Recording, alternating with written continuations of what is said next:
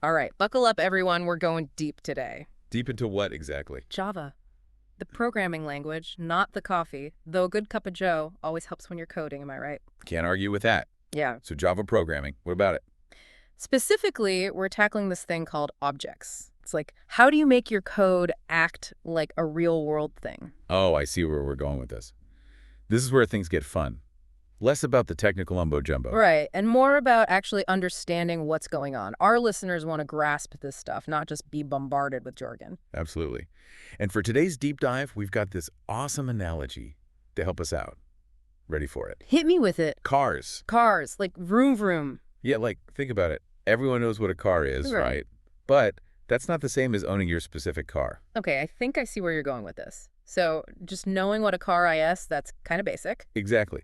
But in Java, an object is like saying, okay, this is my 2015 Honda Civic. It's blue. It's got a dent in the passenger door. You're getting specific. So it's taking that general idea, car, and making it something real, something you can almost touch, even though it's in the code. Perfect. And in Java, the way we define that general idea, that blueprint for a car, is with something called a class. A class, like school. Nope, not that kind. Think of it like a template. The car class lays out all the basic things a car should have. So like wheels, engine, that kind of stuff. Yeah, but we get even more detailed. We talk about attributes.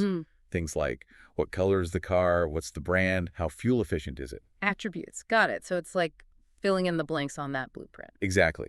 But a car doesn't just sit there, right? It does stuff. That's where methods come in. Methods, is that some fancy programmer word for actions? You got it. It's how we tell the car object what to do. Like how to start the engine, accelerate, even change gears based on speed. Okay, now this is where I get excited. It's like we're building a little virtual car and giving it superpowers through code. Right. And this is where it starts to feel less like abstract computer stuff and more like, well, something from the real world. This is awesome. I'm already picturing little virtual cars zipping around on my screen. Hold on to that image. It'll help us understand those 4 pillars of OOP. Encapsulation, abstraction, inheritance, and polymorphism. Oh yeah, those pillars. Sounded a little intimidating at first, but with this car analogy, I think I'm ready to tackle them. All right, let's do it. And trust me, they're not as scary as they sound, especially with our trusty car by our side. Lead the way. I'm ready to see what these pillars are all about. Okay, let's start with encapsulation. It's easier than it sounds, I promise. All right, I'm all ears. Bring on the encapsulation. Think about it this way. When you drive a car, do you need to know exactly how the engine works to make it go? I mean, I know the basics, but not down to every nut and bolt. I just use the gas pedal and steering wheel. The car does the rest. Exactly. And that's basically encapsulation. It's about hiding all those complicated inner workings of the car. The engine, the transmission. So we don't accidentally mess anything up under the hood. You got it. And it keeps our code nice and clean. We only see what we need to interact with the object. Makes sense. Less clutter, less chance of breaking things. So encapsulation, it's like the car's hood. Closed, unless a mechanic needs to tinker. What's next? Abstraction. And guess what? We've already touched on it. Really? Remember those methods we talked about? Yeah. Like start engine or accelerate? Yeah, the actions? Well, that's abstraction at work. Instead of having to code every tiny step of how an engine starts. We just have this nice, simple command that does it all for us. You got it. Abstraction makes our code way easier to use, understand, and manage. Like, I don't need a degree in mechanical engineering just to drive my car, right? Right. And the same idea applies to coding with objects. Makes life a whole lot simpler. Abstraction check. Now for the big one, inheritance. Sounds kind of serious. It's actually pretty cool. Imagine you're designing an electric car. You don't start from scratch, do you? Well, no. It still has wheels, seats, a steering wheel. Lots of stuff is the same as a regular car. Exactly. That's inheritance. You create your electric car class, but you say it inherits everything from the basic car class. So you're basically saying, hey, an electric car is still a car, just with some extra eco-friendly features. You got it? Saves a ton of time and keeps your code organized. Don't reinvent the wheel, as they say. Love it. Inheritance makes sense. What about that last one, polymorphism? This one is fun. Think about it. Different cars drive in different ways, right? Yeah, like a sports car drives differently from a minivan. Exactly. So even though they both have that same action, drive, what actually happens can change depending on the type of car. So polymorphism is like having one word that can mean different things in different situations. You're getting it. It gives our code a lot of flexibility, which is super important in complex programs. Okay, I'm seriously impressed. These OOP pillars are actually making sense now. I'm feeling pretty confident about this whole object thing. And that's just the beginning. We've laid a solid foundation, and now we're ready to see how these concepts come to life in actual Java code. All right, let's get coding. Okay, so we've covered all the theory, those pillars of OOP, but I'm ready to see this in action. What's it actually look like in real code? All right, let's get our hands dirty. Remember those car attributes we talked about? Yeah. Like color, make, model. Yeah, those details that make each car unique. Let's start super simple, just with the color. Imagine we're writing this in Java. What would it look like? I'm picturing something like car color equals red. Like, is that how it works? Close. Okay. But in Java, it's a bit more structured. We use something called a class to define our car. Right, the class, the blueprint, we talked about that earlier. Exactly. So it would look something like this.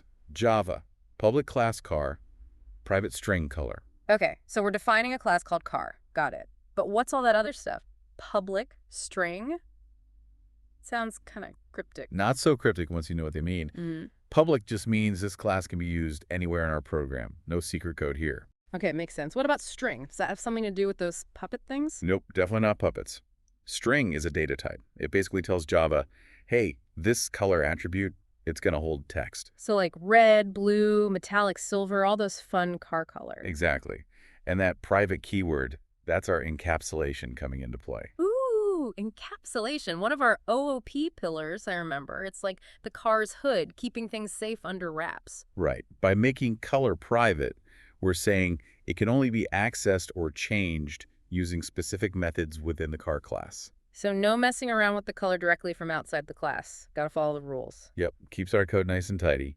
But how do we actually use this color attribute? How do we paint our car? Yeah, that's what I'm wondering. Is there like a magic paintbrush in Java? Well, not a paintbrush, but we do have methods. Remember, methods are those actions our objects can perform. Oh, right. Like start engine, accelerate. I'm catching on. Exactly. So let's create a method called setColor. It would look something like this. Java, public, void, setColor, string, new color. Okay, break that down for me. I see public again and void. What's that all about? Public means, again, this method can be accessed from anywhere. And void means this method doesn't give us back any specific value. It just does something. Does something, like paints the car. You got it. And set color, that's the name of our method, obviously. Then in the parentheses, we have string new color. Okay, so string means text again, but what's new color? Is that like picking a color from a drop-down menu? It's like a placeholder. When we use this method, we'll pass in the specific color we want, and it'll replace new color. I see. So it's like a blank space waiting for us to fill it in with our chosen car color. Exactly. And inside those curly braces, see that line, color equals new color. Yeah, is that where the actual painting happens? That's it. We're saying take whatever color was passed in and store it as the color for this car object. So it's like filling in that attribute on our blueprint. Pretty cool. But you said void means this method doesn't return a value. What does it mean to return something? Ah, great question. Imagine we have another method called getColor. It's going to tell us what color the car is. So it's like asking the car, hey, what's your color? And it tells you, I'm fire engine red. Yep. In that case, instead of void, we'd use string again, because we're expecting the method to give back a text value. Okay, so it's like a question and answer thing. You ask the car its color, it gives you the color back. Makes sense. And that code would look like this.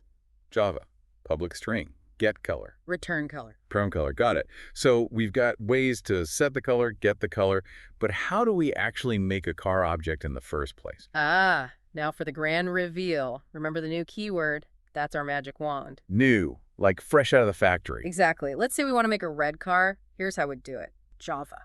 Car, my car, new car. My car dot set color, red.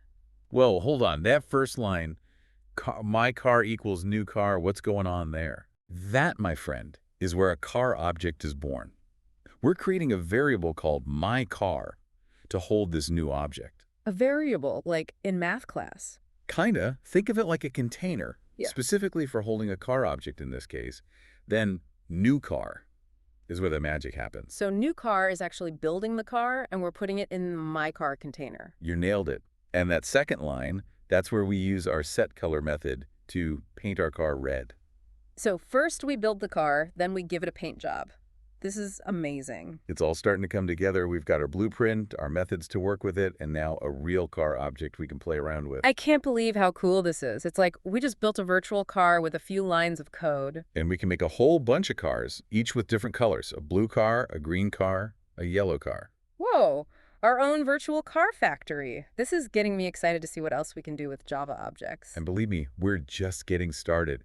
We can do so much more than just change colors. I can't wait. So what's next on our Java object adventure? Okay, so we've built this awesome car, but I'm ready to take it to the next level. You mentioned electric cars before. How do we make that happen in Java? All right, let's electrify things. Remember that inheritance thing?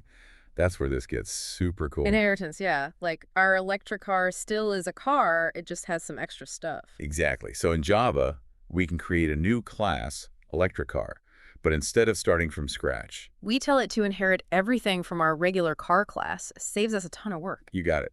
And it looks like this. Java, public class, electric car extends, car, private int, battery capacity, string color, int battery capacity, super color, this battery capacity. Right. How's it battery capacity?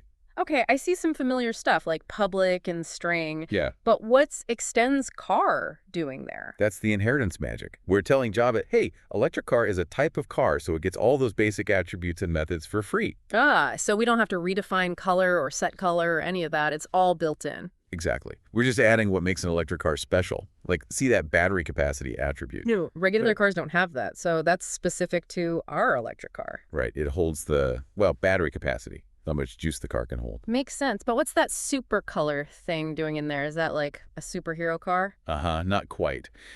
Super is how we tell the car class, hey, this new electric car still needs a color, so use this one. Oh, so even though we're building an electric car, we're letting the car class handle the color part? Smart. It's all about keeping things organized and reusable. Yeah. Which brings us to, you guessed it, polymorphism. Polymorphism, our favorite multifaceted OO key pillar. How does that fit in with inheritance? Remember how we said different cars drive in different ways? Yeah, so sports car is going to be zippier than a minivan, even though they both have that drive action. Well, with polymorphism, we can actually make our electric car drive differently in the code. Whoa, for real? How do we do that? We can override the drive method specifically for the electric car class. So instead of just saying the car is driving. We can make it say something like, the electric car is silently gliding. Exactly. Same method name, drive, but different behavior depending on the type of car. That's amazing. So we're not just creating different objects, we're giving them unique actions too. And that's the beauty of OOP.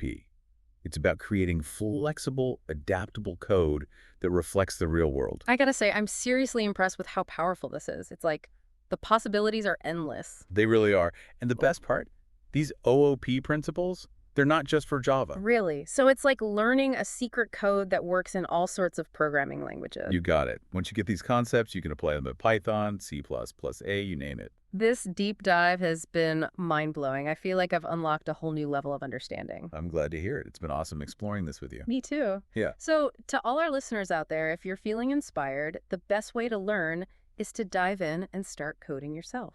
Absolutely. Don't be afraid to experiment, make mistakes, and have fun with it. That's what it's all about. So until next time, keep exploring, keep learning, and keep that coding fire burning.